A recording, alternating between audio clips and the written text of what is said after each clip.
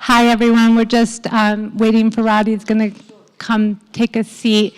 But I just wanted to say hello to all of you. I'm so excited that you're all here. It is something that these past few days, I've been having to take a deep breath, and I can't believe that we have this lineup of speakers. I'm so excited to share their wisdom with you, and I'm Jillian Livingston, for those of you who do not know who I am. I am the founder, producer, editor of Aspen Real Life, and through Aspen Real Life is a lifestyle blog where we promote local businesses and we share their voices, and it's different than anything else. We customize packages for you. We work within your budget, and we amplify your messages. We felt like we needed something like us in the Valley to connect the Valley closer together. Aspen Connect, we changed the name. We took the name out, took the word business out of the equation because people were feeling excluded. It's for individuals and business owners throughout the Valley. We go as far as Newcastle. People have come up for these events. And I really wanted a place where I wanted to start throwing events so that I could get everyone in one room so we could all meet the faces behind the individuals that we've maybe heard about, maybe we thought we knew who they were and what they were doing. But now we're in a room offline where we can all look into each other's eyes and connect better. This panel that got put together, it's more about a conversation. That's what these have been turned into. They've changed. This is our 8th event. We started in March. This is our last event of the season. We're going to start up again in January. On January 17th, we're going to be at the Caribou Club. But this panel that came together was because when I came back to the blog, because the blog's 9 years old, but when I came back and decided that I was going to monetize it and turn it into something new, I started meditating so I could be more clear on my vision. I also had 3 teen boys, one of which is here, that I also needed to meditate for. And then the meditation, Axel, are you listening? The meditation, all these serendipitous things started happening. Windows and doors started flying open, and instead of meeting walls, which I met before I left the blog to work for a digital marketing agency, now everything was opening up. And I needed a better understanding of what was happening, so I took Rod Stryker, this is Yogrupa Rod Stryker, I took his class, an enlightened life class that he held at the chapel, and for 1 hour a month, I came with my sister and we listened, and I learned more about how to stay true to myself and how to stick with the meditation. So the fact that I now have Rod up here, that he's giving himself to us with his wisdom is huge for me. And also Rabbi Itzik Vardy, who is a rabbi for Neshama Center Aspen. While I was going through that phase of meditation, it was around the same time that he took my oldest son under his wing. He's the only one in our family that had a bar mitzvah, and solely because of Rabbi Itzik and their connection to one another. My husband's Presbyterian and I'm Jewish, and confession. And I think he just walked out of the room. And then Aspen Chapel Minister Nicholas Vesey, I'm just getting to know Nicholas, but I've always loved his energy, and the programs they have here at this chapel I'm amazed at what they have, and a lot of it is free, and a lot of it has to do with developing consciousness and meditating and being more spiritual, and I'm so excited to bring him in. And then Gina Murdoch, who's moderating the conversation, is the founder of Lead with Love. And for the two of us to join together, and we've had some fun these past few months just really promoting each other, and it's a perfect example of how together we are better. And so I want to thank you all for coming. I want you to know that we will promote you in any way you want us to. You just need to reach out to us. We're everywhere is what we hear. So I'm not even going to give you my email address. Oh, okay, it's aspenreallife@gmail.com. Reach out to me. We will customize anything because really our sole purpose is to get your word out. Now we have our presenting sponsor up there, Colorado Audio, Visual, and Design. I mean, this is what I've been needing and wanting for 9 years to get a sponsor to help us bring our game up, bring our level up another notch. They are recording the event. You can get the link. We're going to be posting it everywhere. And I'm so appreciative of all of you. Thank you so much. Other sponsors, Catherine Consoli. Come on up, Catherine.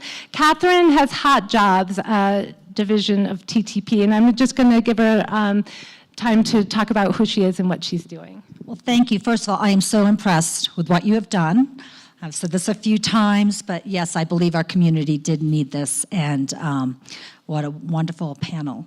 And I don't want to take up too much time because I want to hear you speak, but my company, Hot Jobs Personnel, I've been in the Valley for 9 years. Our corporate headquarters is in Carbondale, and whether you're looking for a temp or maybe you want to do some project work or you're looking for a full-time person for your staff, just give our office a call, Hot Jobs. Thank you. Josh? Sorry. So Josh over there has started a company called Wise Bar, and it's CBD infused, organic, vegan, non-gluten. I should let him speak about it, but Josh is a perfect example of we want to take companies that are needing this amplification and bring them in, and I hope that you try his bars. I mean, I'm good with one. When I tend to be bad about eating, I take one triangle of his bar and I'm good for a while. There is no THC in it yet, so I'm going to let him talk a little bit about his bars. Hi, so I'm Josh. I wanted to thank you so much for having us. We're happy to be here. I started this company with my brother, as well as another friend of mine from the Valley. We revel in getting in the outdoors and experiencing what this awesome Valley has to offer. And for those reasons, we wanted to create a product that was natural, that we didn't have to depend on Advil or anything else to keep us going, and as well as developing a product that had a lot of sustenance. So it's a handmade energy bar. It's created with just nuts and dried fruit. Right here in the Valley. All of the ingredients are 100% organic. We worked incredibly hard to develop 100% compostable packaging. It's gluten-free, non-GMO, vegan, raw, except for our peanut butter, which does use roasted peanuts. But we're really happy to have come this far. We launched about 6 weeks ago. It's been about 2 years in the making. So we're honored to be here. And we just want to say thank you. And if you have any questions at all or just want to try some of the bars, please come say hi. Thanks. So, Jacqueline, do you come up? Jacqueline Dubai, I hope I'm saying her name right. She has the Dragonfly June kombucha. We've had a lot of people at these events tell us that they like that we don't have alcohol, or actually we have had alcohol at all the events except for this one, but they like that it's not the center of the event. These are connecting, networking events, but I'm a kombucha girl. I love Jacqueline's kombucha, so I'm going to let her speak a little bit about her kombucha on the spot. I'm so sorry. Come on up. Hi, guys. I'm Jacqueline Duba. Hi. Oh, hello. Hi. So I have a company called Dragonfly June, and we're making a June kombucha, which is made with green tea and local Colorado honey, also 100% organic. And most kombuchas that you find out there are made with black tea and cane sugar. And so we're doing a little bit of a different fermentation. And we use, Colorado local Western Slope honey. We're trying to support our local bee populations and 100% organic ingredients. And we're available throughout the Valley, so come have a taste. We're back in the back there, and cheers to you all. Yeah, enjoy.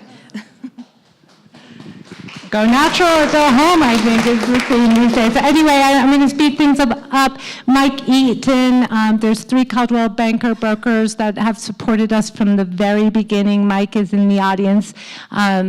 He's shy. So, but we're so appreciative of people that have been with us from the beginning. Another one is Michelle Cardamone of Michelle Cardamone Photography. Her portrait photography is, okay, I'm a little biased. She's my sister, but it's gorgeous. The backdrops remind me of the paintings I grew up with in our house. My mother collected 19th century British fairy art. And so I just wanted to thank all of our sponsors.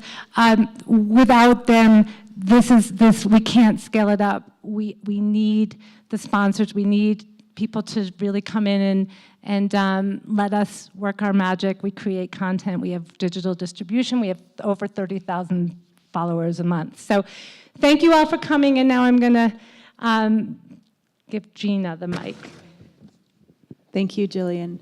A round of applause, please, for Jillian Livingston. Thank you so much. Come and take it. Come here, come here. Yes, yes.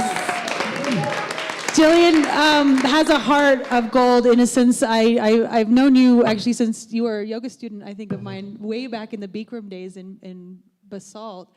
And then we've reconnected, and it's such a joy to see what you're up to. And then, thank you. I don't know, I was the favorite instructor, Rod. Back, like, lock your knee. Back in those days, way back when. We've moved on. But, so I'm Gina Murdoch. I'm the founder of Lead with Love. I really appreciate this opportunity to moderate this panel with these 3 extraordinary human beings to my left. And so we'll just get started. Yes, wonderful. I want to make one quick request because I want to see you guys when we have this conversation. So I can move up just a smidge without falling down, but you can move back just a smidge, and then I might be able to actually see you. Don't crash, but we have insurance. You move back just a smidge. Thank you. So I started Lead with Love, and we have our summit coming up in the next 2 weeks. It's the 25th through the 28th at Dora Hosier Center at Aspen Meadows. We have a table in the back with Nicole and Ashley, and we'd love for you guys to stop by there and learn a little bit more about what we do. It's very much in alignment with what Jillian's doing here, Aspen Connect. A lot of the mission, the vision, the intention is around connection and heart-centered connection and leadership and well-being. So we'd love to share a little bit more about that.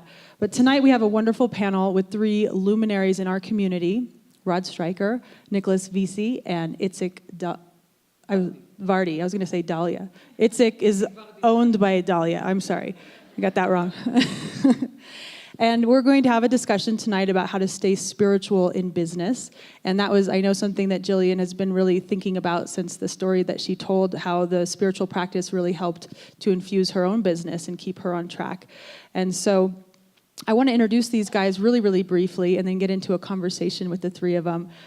We had lunch the other day, and I know there's no shortage of interesting anecdotes and wisdom for you all to share. And then we're really interested in hearing from you, so we'll have a Q&A and a time for you guys to kind of connect before this is over. So on my far left, Yogrupa Rod Stryker. Many of you know him. He is a yoga and meditation teacher, about to be launching an app. Way to go, Rod. Way to go into the 21st century, my friend. An app, yoga nidra and meditation, called Sanctuary. I think it's launching this 2 weeks. Let's just say it's launching at Lead with Love, basically. Yes, okay, wonderful. So Rod runs trainings and teaches all over the world, and most importantly, he's my yoga teacher. But the book, The 4 Desires, he's about to do a training starting tomorrow. And I'm curious if anyone out in the audience here, I want to ask about each of these guys. What do you know about Rod Stryker? What is a quality of Mr. Stryker that you can just share with us? Because I think there's people here that know each of these guys. But what are some of the qualities that you know about Yogrupa? A family man, true. We know and love his family. The wife, Gina Kuchina, and the beautiful children. Cannabis? Generous. Rod, yes, very, extremely generous. Put these guys on the hot seat. Anything else? Well, I find him to be one of the most wise and gentle and nurturing teachers that I've ever met. And so we'll hear more from him, Yogrupa on my left. And then in the middle here, this is Nicholas Visi. This is his place. Yeah. It's a chapel, but it's also a community center. And Nicholas has been here for several years now and is a student of all the wisdom traditions and says he's just as comfortable with the Tao Te Ching and the Upanishads as the Gospels. And so you'll see that Nicholas teaches developing consciousness and the Tantra of Christ coming up. Well, you're not teaching that, but you're hosting that, right?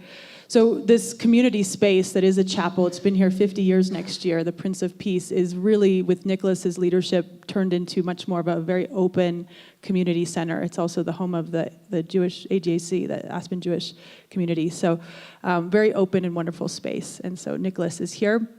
And then right next to me is Itzik Vardi, who we call Itzi, I've heard. Rabbi Itzi, okay. I will call you Rabbi Itzi. I've been invited to Shabbat, starting... Right. Rabbi Itzai, we're going to Shabbat at his house because he's at Dalia's house. So Dalia and Itzik came here in the 80s, right, 88-ish, became a rabbi and founded the Neshama Center. And this is really about holding these spiritual traditions of the Jewish tradition, enlivening those, and getting people to be very committed to the practice of spirituality through the Jewish lineage. And I did hear that you have a background in art and theater, correct? So, fun. So here we are, and welcome. All right, let's just say a few qualities about Itzik, because I want to kind of not single Rod Stryker out. What are some qualities about Itzik that you all know that you can share, value qualities, things that you know as a student? My wife said. Patient, kind. Oh, he's a family man too. Well, what do you know? All right, there's a theme. And a grandpa, of course we know this. A good sense of humor, that's important for any spiritual leader. Go ahead. Welcoming, warm and welcoming. There you go. And a good barbecuer. He makes good kids, I know that much. And how many of you know Nicholas here? Is there any qualities of Nicholas you could share with us from your experience? Light? Bright light, yes. Genuine, enthusiastic. Killer accent.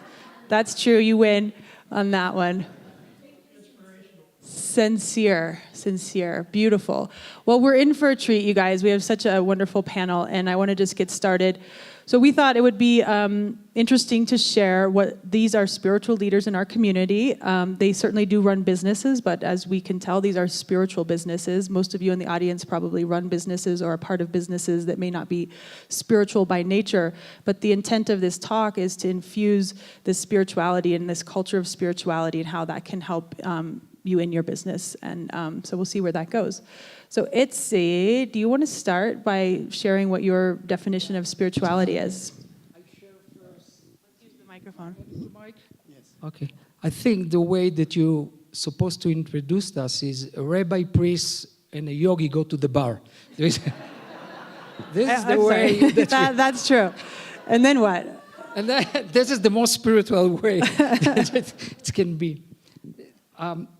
I start with a story, a real story that's happened a couple of years ago in Israel that's spiritual and business coming together. The story is a true story about Bill Gates that came to Israel, and he told this story to a writer. And the story starts with a writer that lives in South Africa, his name Bernard, that he wrote a book about business and spirituality, and the book became like one of the bestsellers that time and that he wrote it. So Microsoft called them and asked him to come and do a seminar for a week with all the top managing of Microsoft. So he said, of course, I'm coming and I'm going to do the seminar. And they send him the contract, the tickets, and all the idea about what he's going to do. And when he opened the email and he find out that the seminar is going to be in Shabbat. Shabbat is the most spiritual day for us, our faith. And he say, no, I can't make it. I'm not going to come to the seminar because it's Shabbat, is my spiritual day. So they call him back and ask him, we can pay you double or triple, whatever you want, because to get those people together for this seminar, it's take a lot of time. And he said, no, I can give my spiritual day. This is my spiritual day. I cannot come. It's Shabbat. I'm not going to do it. So they asked him, what do you want to do? And he said, change it. If you change it to Monday to Thursday, I'm willing to come. And they did. The talk between them and Bill Gates approved it, and they changed to seminar to Monday to Thursday. Bill Gates, a couple of months after that, went to Israel, and he'd been interviewed by a writer, and he told him the story about Bernard, and he said, I can buy everything in my life. I have the biggest business in the world, Microsoft, and I have the most, I can buy the country if I want. I have enough money to do everything I want. But the only thing I cannot buy is the spirit, your spirit. And this can show us what does it mean, the spirit that we have. We want to talk about spirit and business probably later, but that's what's spirit. We have the best and the most expensive stock market in us, the share that we have in us. There is no price for that. There is no money that can buy the spiritual that you have. If you are feeling spiritual, you have it all. Nobody can buy it. And it's the best tool for us to use for anything in life that we want to do. I'm going to go a little bit deeper from this story to what does it mean for us in our faith or in the Jewish mysticism, what is the Kabbalah explained about spiritual. First, they say spiritual is life. And they divide the spiritual, it's called, I have to use some Hebrew word to explain what does it mean spirit in the Kabbalah. And they said the nefesh, the soul that we have is divided to 5 levels. First one is called nefesh, the soul that we know. And it is the instinct that each one of us have. Second one is the spirit life. It's more the emotional or the feeling that we have. Third one, it's called neshama. It's mean that it's between you, us, and above us. It's like more the intellectual part that we have in us. Fourth one, it's the aura that we have around us. And the fifth one, it's like how that we connected to the Creator. This is the soul. This is how much tools that we can use to reach spiritual. That's enough, right? I think that's enough for good. now. I mean, I think it's a beautiful story and illustration of what touched you about that story and sharing that. So we'll continue with Nicholas. If you would just be so kind, from your vantage point as a minister and a priest in your past, and a businessman and a sheep herder and a marketer and all the things that you've done in your life, what is, we can talk more about that later if you want, but what does spirituality mean to you? Well, I was thinking, when I was thinking about this, spirituality, I think, is a bit like gravity. You don't have to believe in it for it to affect you. I mean, when you fall off that roof, it doesn't really matter whether you believe in gravity or not. You're going to be a bag of bones on the floor, and it's going to affect you. And the same is true for spirituality. You know, each of us has a human spirit within us. And that spirit is going to affect our business, whether we like it or not. And you look at business and spirituality and you think, well, you know, do they go together? Well, the fact is that the spirit in each of you and each of the people working in your business, unless it's harnessed, unless you look at it and think, what am I going to do with it? It will come back and, you know, like you falling on the floor, it will do damage because you have to look at how you're going to use the spirituality to create what you want to create. So I think, for me, spirituality is a context of the human spirit engaging in something. And it's really important, I think, in a business context to be aware of that as something to manage and to be aware of. Beautiful. Rod? What's the question? It's really your definition of spirituality for you as Rod Stryker, but also as someone who holds this as a lineage holder of the Himalayan tradition and as a yogi. You know, I would just try and put it in very simple terms. I think it's just a ongoing strategy about long-term happiness. I mean, that's really all that we want, whether we're engaged in business or we're raising a family or we're engaged in a creative pursuit. It's all about maximizing happiness and having less unhappiness. But what we, I think quickly learn is that happiness is fleeting in this world. Our conditions and our circumstances are constantly changing. And so as a result, there's so little kind of the temporal world and the outside world, the material world, that we can count on for long-term happiness. Short-term gain, absolutely. There's so many things we can do that bring us short-term satisfaction and short-term happiness.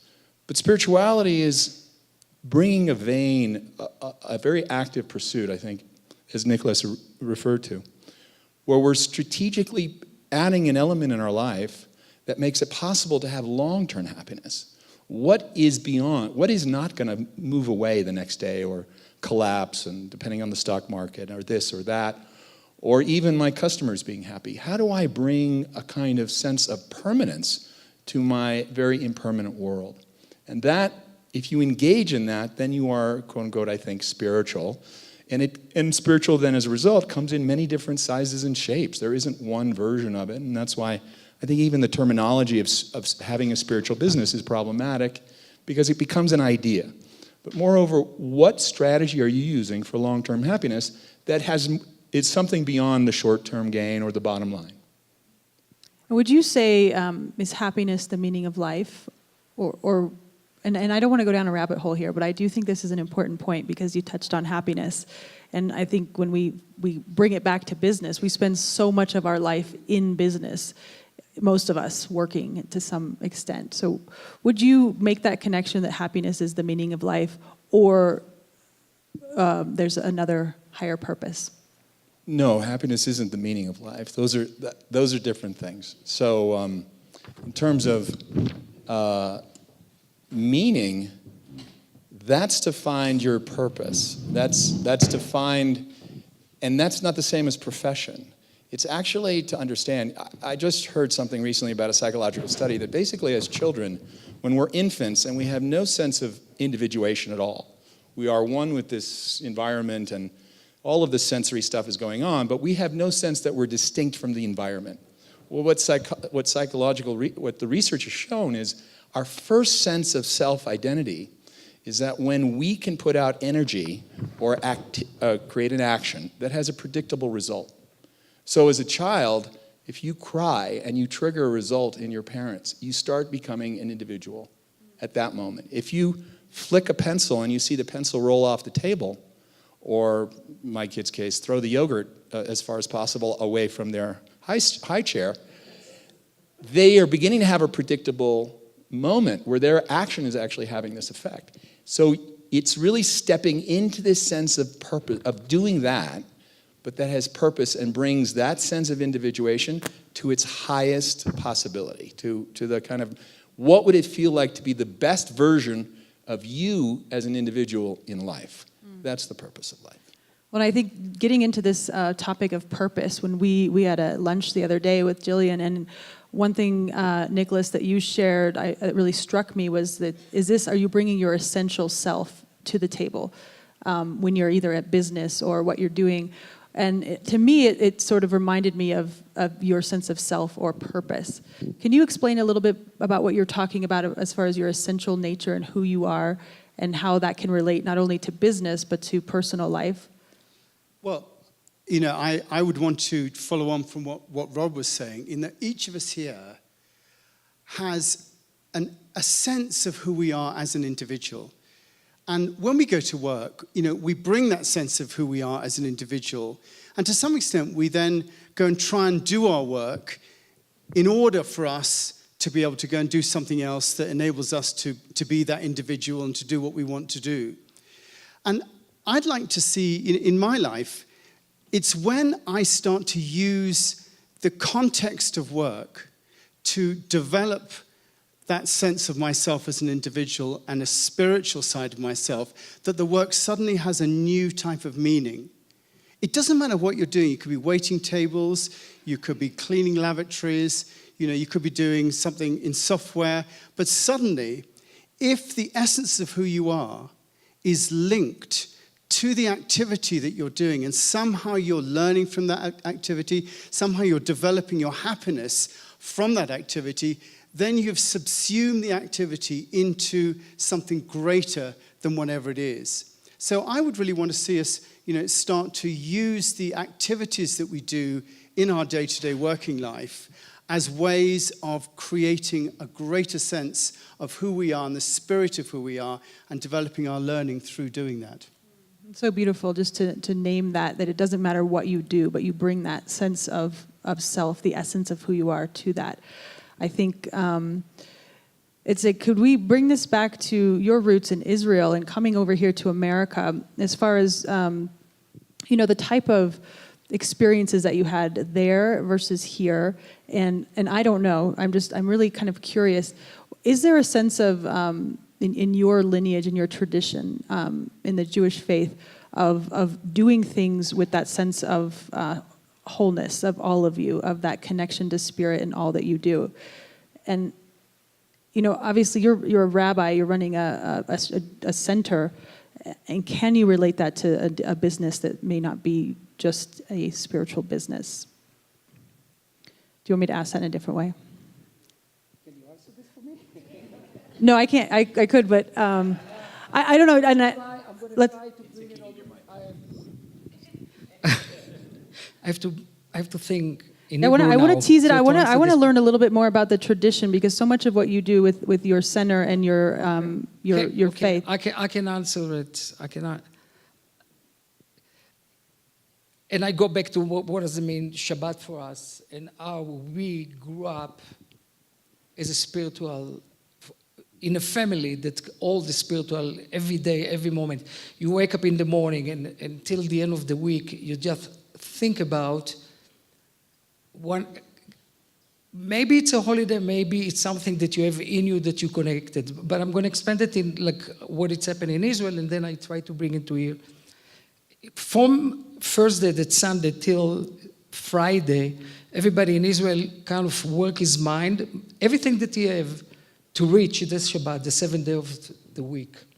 You're building your spiritual to reach this day of the week that you can share it with your family.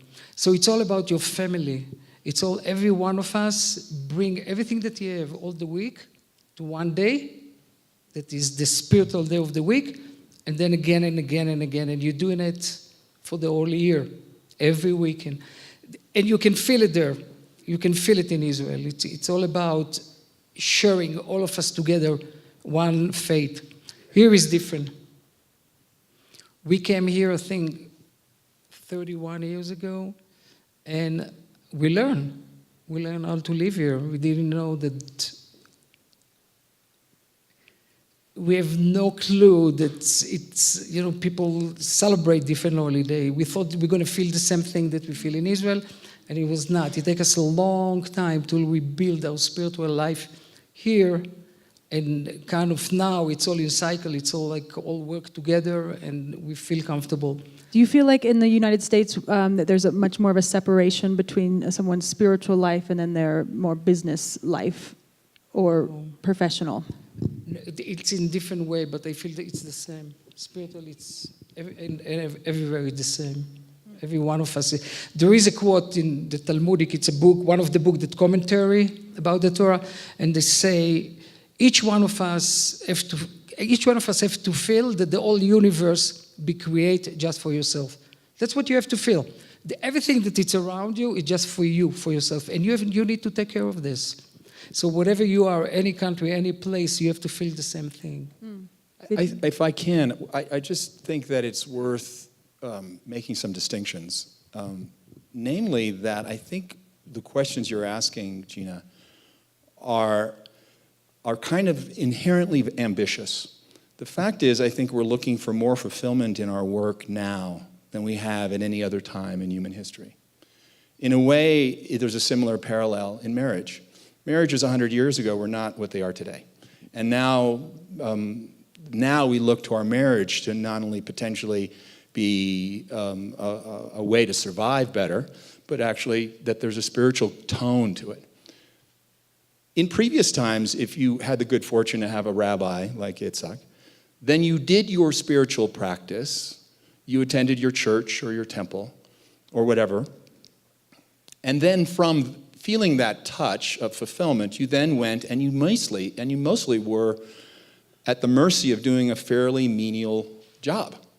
Artists, maybe, were unique in the sense that they had something that they felt intrinsically was not a grind.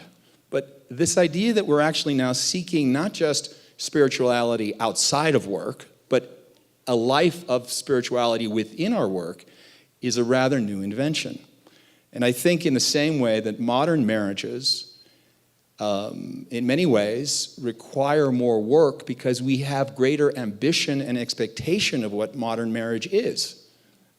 And so as a result, I really think that if we're going to look to find spiritual fulfillment in our work, not spiritual fulfillment outside of work that we then bring that satisfaction to our job that isn't necessarily so satisfying. If we're going to find this ongoing, expansive, creative intelligence happening in our work where we're tapping into the best of ourselves and bringing that to our work, it's going to force us, like modern marriages in a way, to work harder, to ask questions, and to be constant, to be vigilant in the sense of what's next. How do I bring the best of myself now to my work?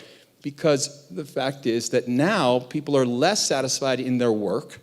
Something like 40% of people of the workforce, I just heard this statistic, I got a little prepared for today, 40% of the people who work feel as though if they didn't do their job, it wouldn't make any difference in the world at all. So there's an expectation now that we're bringing to work that's far beyond what it used to be. That never came up in the past. So I think what's really, it's important we see that the spirituality now, we're really looking to find spirituality within the creative process called work. As a result, we have to do more work to be satisfied in our work. I just want to say, in the old days, you had your body and you looked for your soul within. But nowadays, most of us sort of consider the fact that our bodies exist within our souls.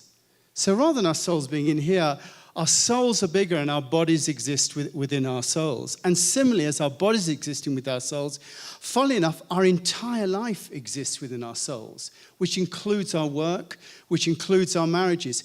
So for me, it is all about context. If we can set a big enough context for our lives, if our lives are about creating that satisfaction, that happiness, that understanding, that learning, then everything can actually exist within that. And everything becomes a learning experience or an opportunity for the soul to grow and the soul to feed. And I think, that for me, context is an important aspect. Yeah, I agree. And I appreciate you grounding some of these bigger concepts into what are we actually talking about right here, right now, that a lot of us are actually dealing with in our daily lives. I know I work with some awesome millennials, in that age range that's, I think, 35 and under. And when you read a lot about that age group, there tends to be this association with a sense of entitlement. Bless your hearts, I don't believe that at all. But what I take out of what you're saying, Rod, and bring that up, because that's my experience. It's not so much entitlement, but it's exactly what you were saying, is that this younger generation in particular is looking for meaning and purpose in their work much more than like an older generation, especially my parents and beyond, where it's just like you didn't have a choice and you were working because you had to do this. And a lot of times they were more menial jobs. I know in my peer group and my friend group, and especially in younger women and men, they're looking for something much, much deeper to be almost provided potentially by that workplace and or creating it themselves as a solo entrepreneur. It's a little bit like what you were talking about, Jillian. It's like, yeah, you can do this job and, it may have some financial gain, but there's more to it than that. We're looking for more than that in our lives. And it reminds me of that quote by the Dalai Lama that talks about how we have more time, we have more money and all these things, but we have much less happiness and contentment in this day and age. And I don't have the statistics around that, but I think you look around, you see the mental health problems, the pressure cooker that so many people are feeling about how to make a living, and then to put on top of it, I want to be fulfilled and satisfied with my work and my marriage, by the way, and my friends, and on and on and on. We have a lot of expectation, I think, at this time, and potentially it's creating actually more discontentment than in the past, like you were talking about, Rod, where people had a spiritual practice and they just did their job, and then I think it seemed maybe a little simpler. But here's the good news. The good news is, in a sense, that the lows are lower because there is a much greater amount of expectation for what work can afford or should be affording us. But at the same time, for those of us who are lucky enough to actually find work that is also our passion, the highs are much higher. And so that's why I say it is worth doing the work, but I do think it requires constantly upscaling our investment in ourself and better understanding of ourself. I think Nicholas made this point very well, which is that it begins to look like it looks more and more like a continuum of who I am when I'm alone, who I am in marriage, who I am with friends, who I am in work. How does the best of me show up consistently? And that goes back to the point you asked me earlier, and I want to make that distinction, and then I'll let Nicholas chime in here, and that is that I think there's a distinction between purpose and meaning. As a spiritual teacher, the purpose of your life is to figure out how to suffer less, how to find more happiness. That's the purpose of your life. You're here to figure that out. Whether that's through a great job or a great marriage or more time meditating or praying, that's your purpose in your life. That's uniquely a human purpose, is to find who lives, who's eternal within you. How you find meaning is unique to each of us. And if I can, I'll just share really quickly from the yoga tradition. There's something that I think is really a meaningful teaching within it. And it says that each of us was, prior to our birth, we were conceived in what's called mahad. And mahad means a noble or magnificent idea. Each individual, prior to birth, was a noble idea in the mind of the Creator. That means you find noble meaning in your life, but uniquely your nobility. And that's our job, is one, to figure out how to suffer less. That's, I think, common to all spiritual traditions. And the other is how you find meaning is get to know yourself and then give that breath in life, in the world.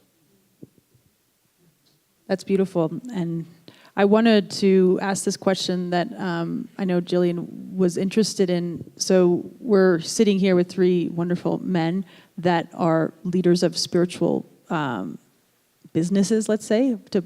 I don't know if that's how you think about it, but it is a business, right? It's a business.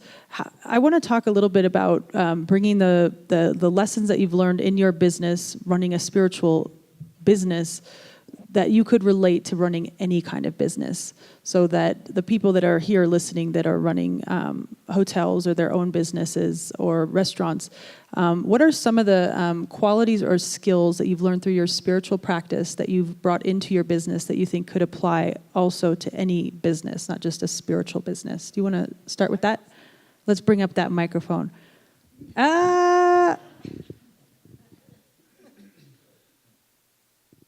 For me, model for business was the creation of the world. The same like God did. 6 days, it's a chaos when you start a business. It takes you a long time to put everything together with every business that you do.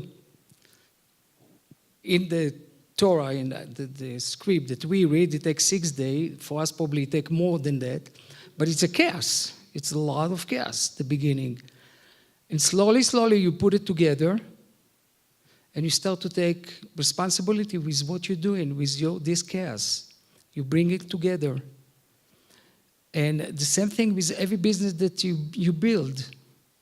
First, you bring all the idea, all the knowledge together, and then you slowly, you grow it. It's grow by himself, and it never stop grow. When we start Neshama Center, or the center that we wanted to put together, there was struggle. We didn't know what we're doing, but we know that we want to do it the way that we like, and other people are going to join us and like what we're doing.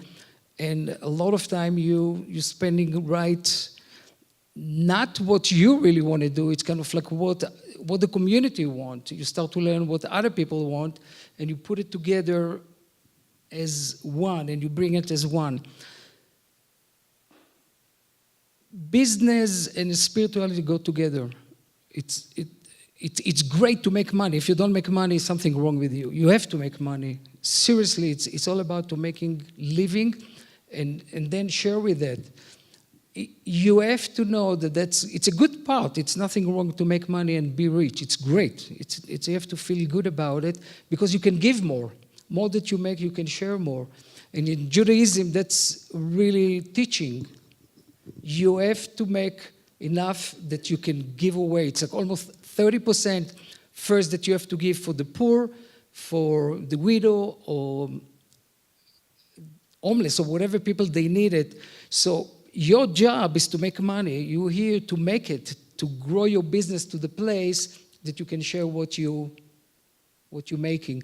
So it's all start from chaos. Everything, it's like beginning of, you don't know where that's going to take you, but the goal is to make it and share what you make. If I answer it right or not? No, I think that's great.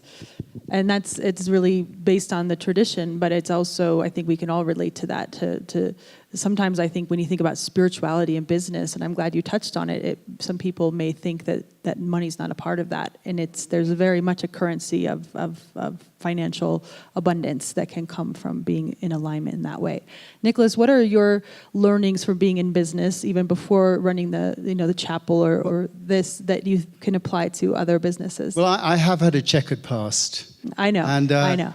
I used to, before in a past life, I used to work as a trainer in a sort of organization, a bit like that sort of thing.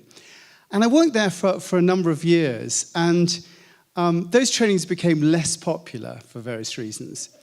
And we decided, the group of us that were doing this, to start a marketing company using the communication skills and the people that had been through this training to do telemarketing, to do marketing training, and created a business that used the skills that came out of all those trainings in order to make money.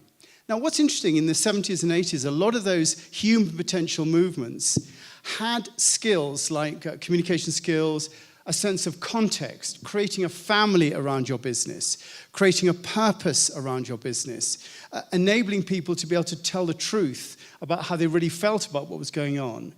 Now, those skills we used in those companies, and we found that actually other companies that we trained also enjoyed or profited from those basic spiritual skills that we've been developing. And if you look at now in the 80s and 90s, a lot of those qualities have gone into the boardrooms, and people now are aware that you've really got to create a context for your people. Not only about making money, but that is important, but why are they together? Why is it important to you to be doing what you're doing? Why should they participate with you? What are they going to gain from participating with you? Are you creating a context for people being able to tell the truth? Because actually, a lot of the time, we don't want that. We don't want to know what they think. We don't want to know they want to earn more money. We don't want a context that creates the truth. But in the long term, if you take these values of communication, truth-telling, family building, purpose creation, those are the things that are going to attract the right sort of people and keep the right sort of people to really grow a business and make it a fantastic success. I'm sitting here scrambling, to be honest with you, for the answers. So there's a couple of things that come to mind. Number one, I would say, is to be really alert, aware. In my world, I've taught thousands of teachers, many of whom make a living teaching yoga. But I've watched the difference between those who are successful, and I don't mean as looking at a particular tax bracket. I'm really talking about overall, but they have satisfaction of work and creativity and things like that, as well as they're making a good living. They anticipate. They look out and they meet need, and as opposed to those who sit back and wait for people to make them successful. In other words, their work and their job is actually shaped by meeting demand. And so I would say to really stay open and to be alert, because as we all know, life has accelerated at such a level now, so that within 3 years, it used to be maybe you'd have to change every 7 years, but now I think anything less than 3 years about changing your model and your audience and really being alert. Now, at the same time, it's not about chasing. I wouldn't say it's chasing. I think also as a leader of an organization or a company, I think you really have to trust your instincts. And I would say, of course, include everything that's already been said, but I would say this other piece, because invariably we have decisions to make, and it's turn left or turn right, go up or go down. And it can be on a very micro level, it can be dealing with employees, it can be macro level about long-term strategies and things like this. I have a feeling most of you have had this experience of that every time you don't follow your intuition, what your gut is telling you, it's led to a certain level of regret. And every time you do, you just keep moving forward.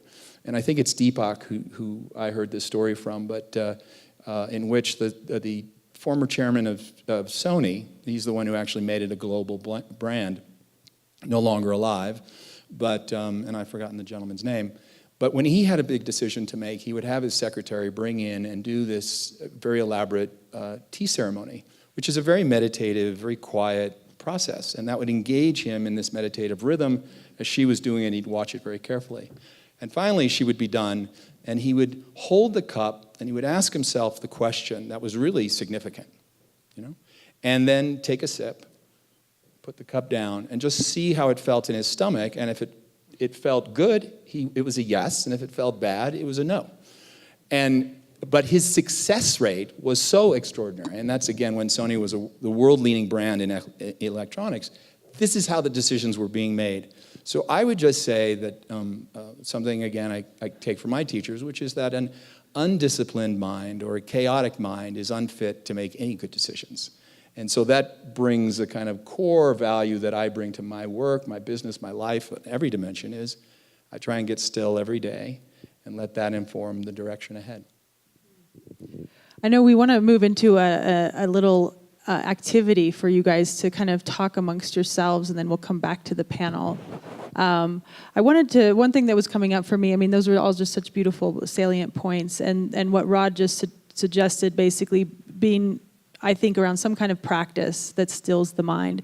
So obviously we're talking about a meditation practice or potentially a prayer practice, or I don't know if is a meditation practice part of the Jewish tradition. There's a lot, right? So it's like the quietude, the time and the space. I think for a lot of us, we're having a harder time finding the time and space to get quiet. As far as the way that there's just information overload. I mean, Rod Stryker just made an app, so now I have to make more room on my phone for another app. It's like, how can there be enough time in the day to poke all those buttons to get all that information? It makes it challenging. But I think one thing that I sense and I hear from each of you is there's something about giving and a consciousness of service that I think comes from each of these traditions that are represented here. And then for me, I don't have a total alignment with a religion or a spiritual tradition, but I know through my the things that I've touched my heart and kind of bring spirituality into my life, it really is coming into that space of how can I serve in what I do. And I think that's a rare orientation, but it's becoming more and more common as people become more elevated in their consciousness. So I want to just give you guys an opportunity to touch on that, like service consciousness as far as in business. Do you have any thoughts on that? Just something fairly quick, and it's just as you're asking the question, I'm reminded of a time in my life. I've almost just short of next year it'll be 44 decades of doing what I've been doing, and I'm pretty secure in my work now in terms of. I stay ahead of my family and all the money they spend of mine, or that I earn, and that quickly becomes theirs.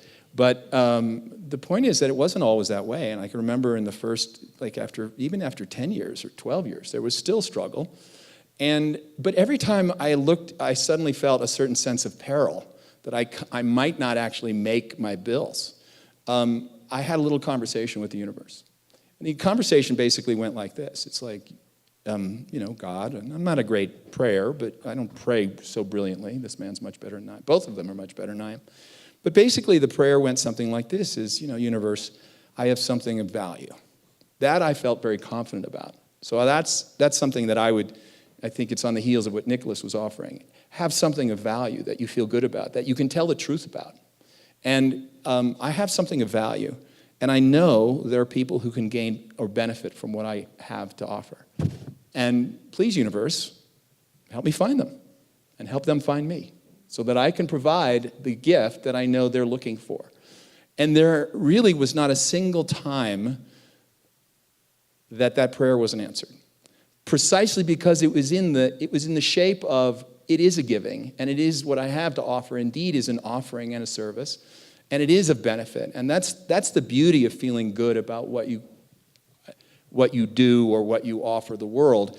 So I not only do I think that's sustainable, but indeed I think it's key to putting your head on the pillow at night and feeling good about it, as well as inviting the world, giving the world an opportunity to have benefit.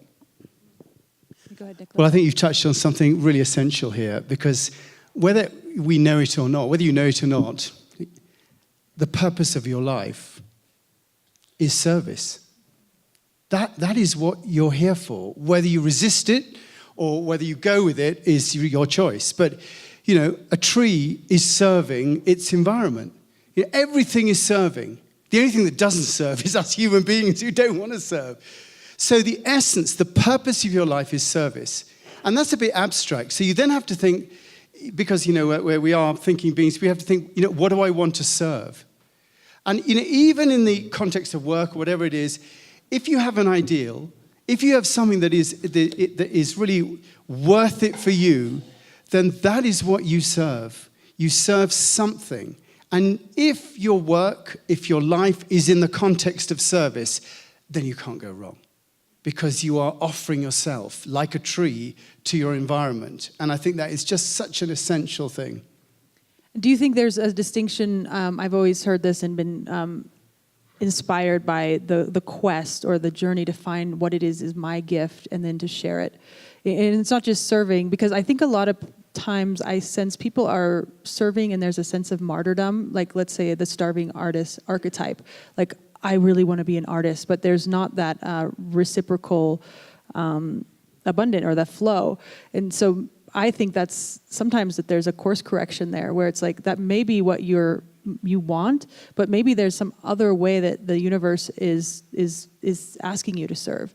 You know, and it's like when you were saying, Rod, if you asked that prayer and you were like, I feel like I have this gift, but you continue to fail to make it, wouldn't it be that you would look inside and say, maybe there's another way to serve? Yeah, but even that person in the garret, they're serving something, and the result of their service is, you know, being unsatisfied. So they have to really look at, you know, is the thing that they're serving to be famous? Is the thing they're serving, you know, to everybody notice them as being a great artist? You have to be clear about what you're serving, because the thing that you're serving will define you.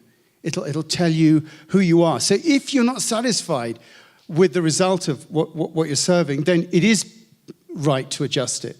But I think I also want to go back to what Rob was saying, in that I do feel that all of us have a unique purpose in life. All of us have unique meaning in life. And that, you know, we do look out and see, you know, people who have either more money, more talent, whatever it is, and we think, oh, I wish I was that person, I wish I was that person. We may feel that we've been dealt a pair of fives in our life, you know, we're playing the hand of poker. But actually, the way that the universe works, and you can come see me afterwards if you want to know how this works, but the way the universe works is that in your life, a pair of fives is a winning hand.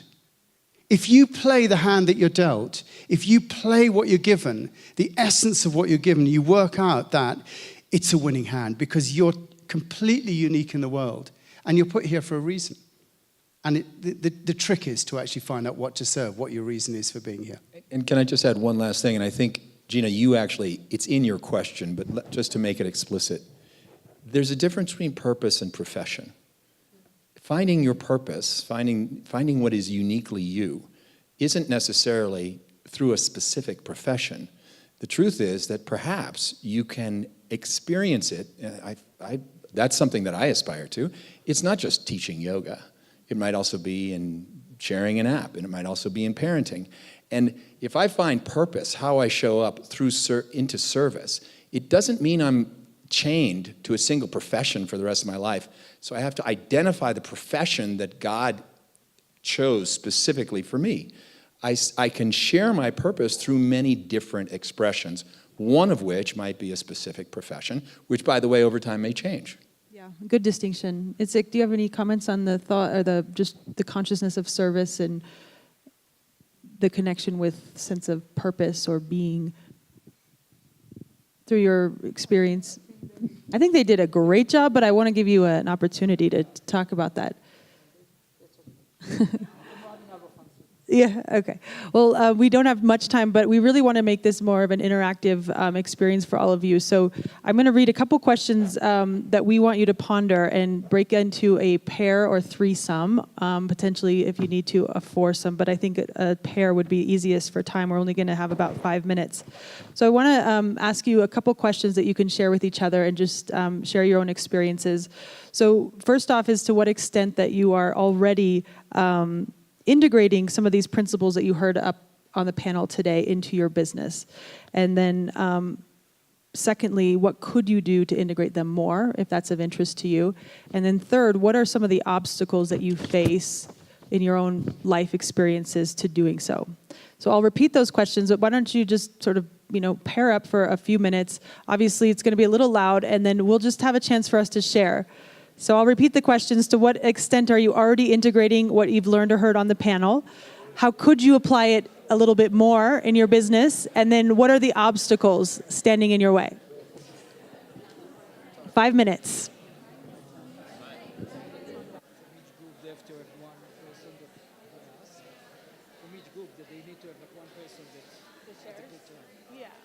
Well, they don't all get to share. We're going to just ask them to share.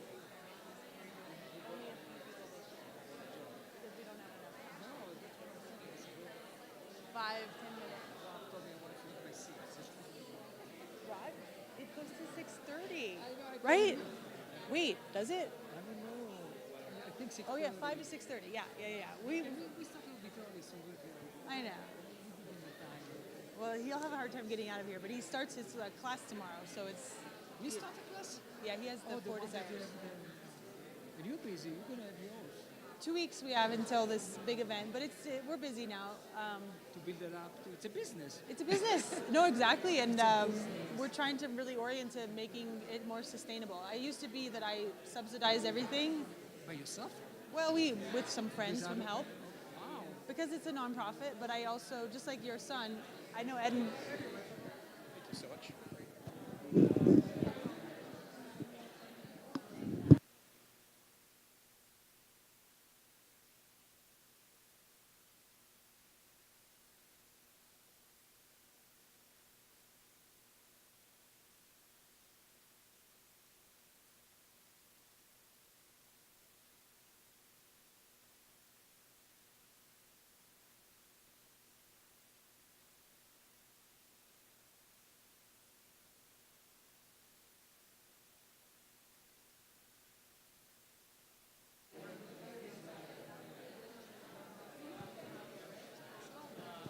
Thank you so much.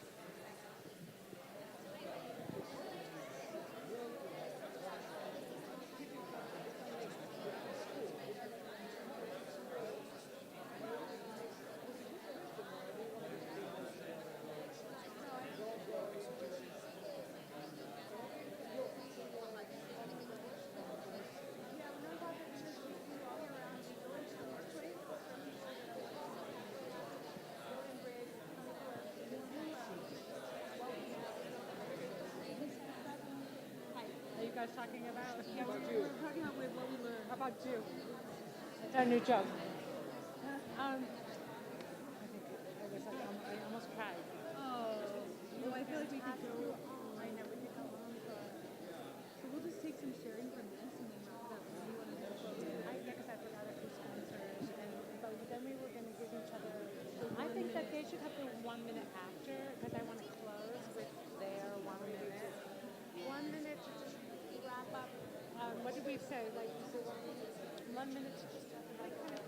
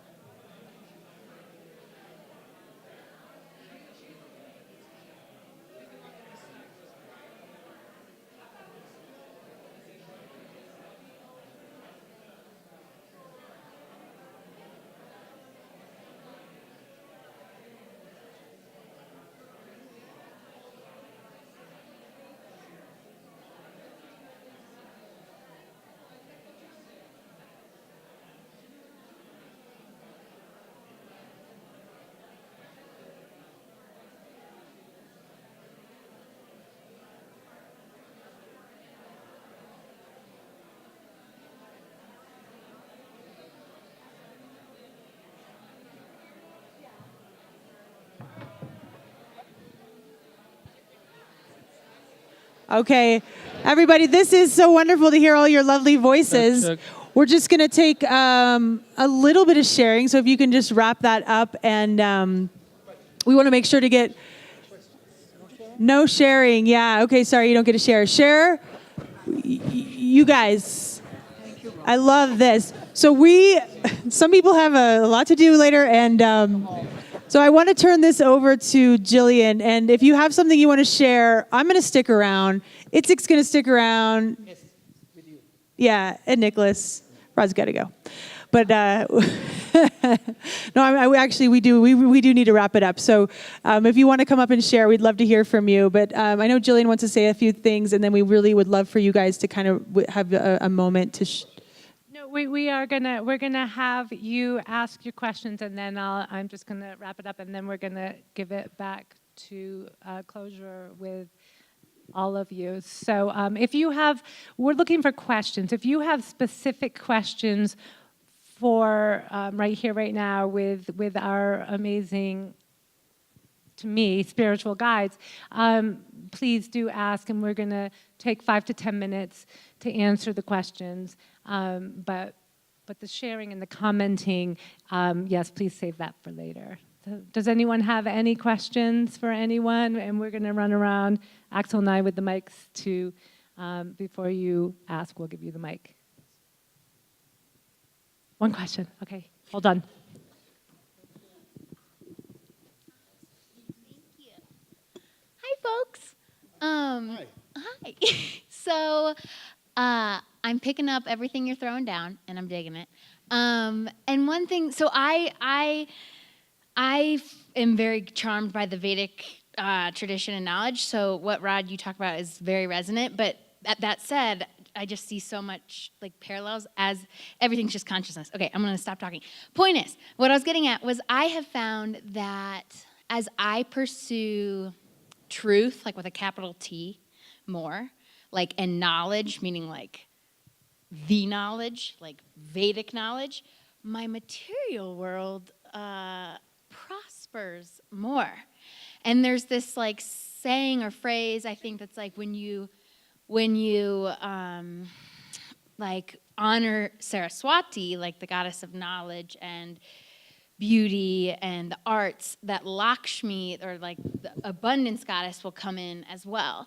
And anyways, we don't need to talk about like goddesses. But what's your question? My question is with the energies of it, what has your guys' experience been in like pursuing and honoring truth with a capital T, like the absolute, and then how your relative material plane world was affected when you did that, if you can speak to that. Okay. I feel like, Rod, you kind of answered that question when you shared your prayer asking, but I would just offer this. I would say, yoga is defined, one of the main definitions of the term is skill in action.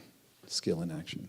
So the idea of that, what makes us skillful is discernment, of cutting through our expectations, cutting through false understanding, cutting through things.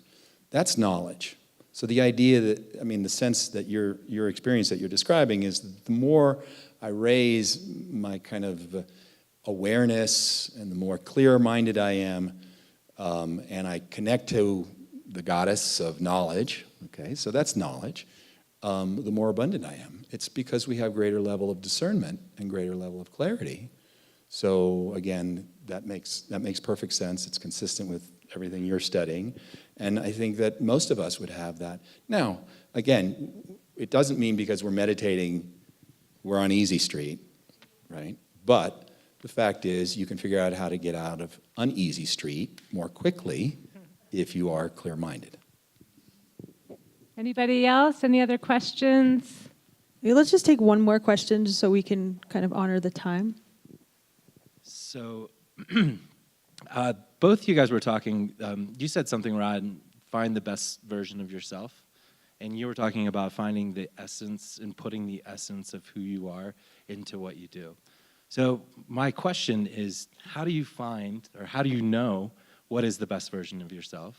Or how do you know what is your essence? So, I think this is a good question for this room. Like, these are people starting businesses. How how can you discover that best self or that essence? Like, who are we? George Eliot had a fantastic quote, said, "It's never too late to become the person that you might have been." And I think that the essence, the way that we discover our essence is by being truthful in the way that we deal with the circumstances that happen in our lives. Our lives and the circumstances, if we're willing to let them do it, will refine us. I'm not a great believer, actually, that if you meditate a lot and do lots of good things, that you will necessarily not get cancer and that you'll necessarily get a lot of good stuff.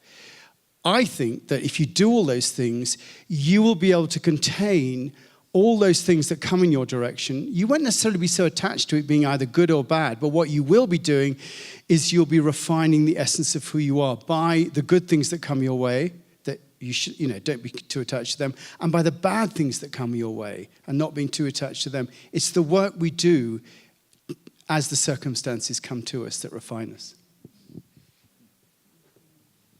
I don't know that I have a lot to add to that.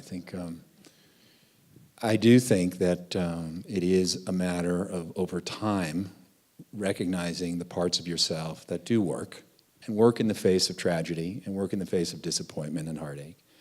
And also beginning to, cast aside or let go of the things that you realize are not working in the face of those things, both success and trial and error. I really think it's that simple. My teacher's teacher was a Swami. He was a renunciate. But he said, most people have it wrong. The point is not to renounce the world. The point is to renounce the unwanted parts of yourself.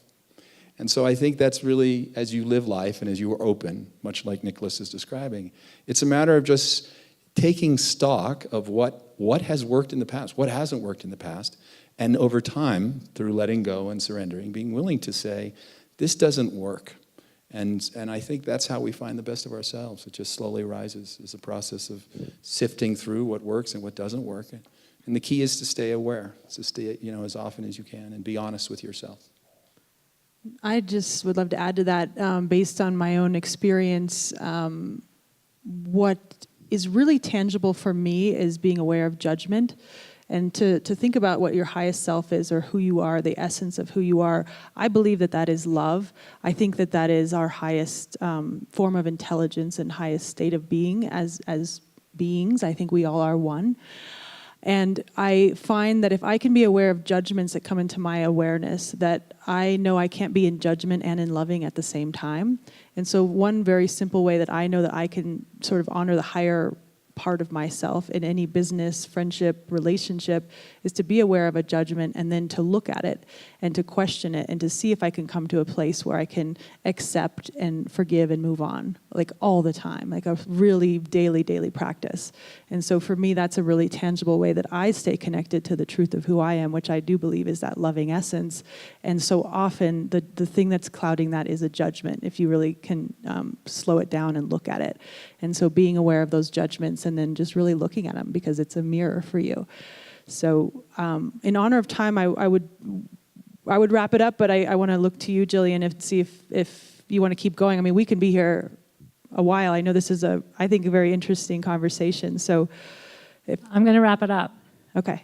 Because I think this is incredible, and I want to honor all of your time. But I just wanted to once again thank all of you so much, and we're going to give the mic back to you after I just do a few more plugs. And I just wanted to thank the chapel for having us, for hosting us here tonight. It's just so much more than I ever could have imagined. So I do want to say that if you just persevere and do what's driving you, you will find success. So stick to your dreams. And I love what you said about how it can change. It can evolve. A few of our sponsors that I just wanted to mention. IO Mounts is a sponsor of ours. They've been giving gifts to all of our speakers. You should check them out. They're when I don't have Colorado Audio, Visual, and Design, That's my crew, IO mounts. They have stands for your iPads and your phones for your live feeds or whatever it is you're doing. So you all have a gift under your seats.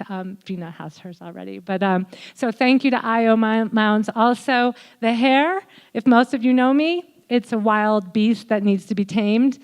Hill's Salon, Hillary, go check her out. She's in the ABC, has one of the most beautiful salons. Windows, it was, as someone said, puking snow out today. And I was watching that as I was getting my hair done. Lily Bart, they're the ones that designed our very loved logo, our bear. They also print out all our posters for us. And Edible Aspen as well. Love their magazine, and I feel like they're in sync with the way we are with giving of themselves to share voices for people that don't necessarily have a voice. So I just wanted to thank you, and then I want to hand it back for some closure. And make sure to follow Aspen Real Life everywhere. We're everywhere. Thank you, Jillian. Thank you. So I think to close, what we really wanted to do is close on a spiritual note. And so to give each of you a chance for a minute or two just to encapsulate something that's on your heart right now that you'd like to share with this group. And we'll start with Rod, and then Nicholas, and then Itzik. Maybe Nicholas has something to say. Go ahead, Nicholas. I know. He always has something to say. I'm a definition man, and I think it's good to have a definition of spirituality. And my favorite definition was one from Rowan Williams, who was the last Archbishop of Canterbury, not this one, but the one before. And he said that spirituality was the cultivation of a sensitive and rewarding relationship with eternal truth and love. And I like that because it's cultivation. It means it's something that we do, agrarian. The cultivation of a sensitive, it's not abusive, and rewarding, it is enriching. And then the key word, it's a relationship with eternal truth and love. And we can talk more about what eternal truth and love is at another time. But anyway, that's it. There's this concept, again, borrowing from actually the Vedas, and more specifically Vedanta, kind of the closing of the Vedas. And it describes that we're all being led. Whether we recognize it or not, something is leading our decisions, our behavior. Something is pulling at us. And then they describe the possibility that with a spiritual practice, you're led by a white horse. A white horse is, again, this kind of image of nobility. It's actually called Ashwatthana Upanishad. That's what the scripture is. And what the Ashwatthana means is not just a white horse, but it's the horse that leads you to heaven. The idea then is if you're led by your spirit, as opposed to the cacophony of other directions that we could all go into, and I'm sure we all have those things in our life, and they could be the leader of the decisions we make, the way we think, how we treat our employees, how we envision our business over the next 3 to 5 to 10 years.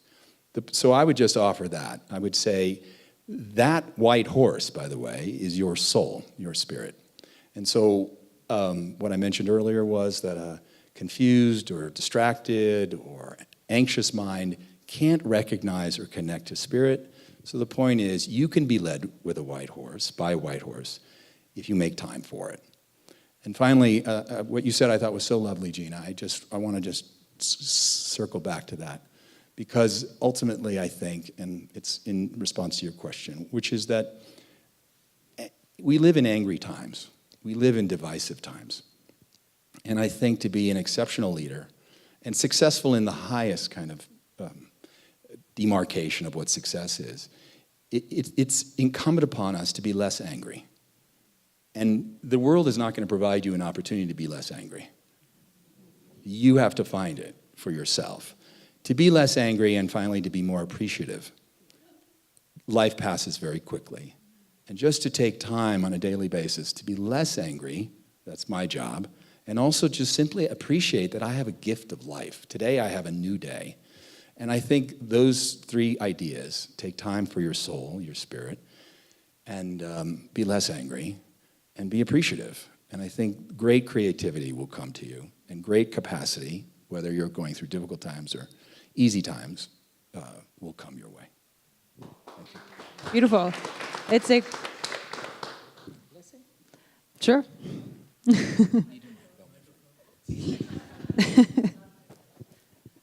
Okay. A few weeks ago, we celebrate the new year, and we have a blessing to each other.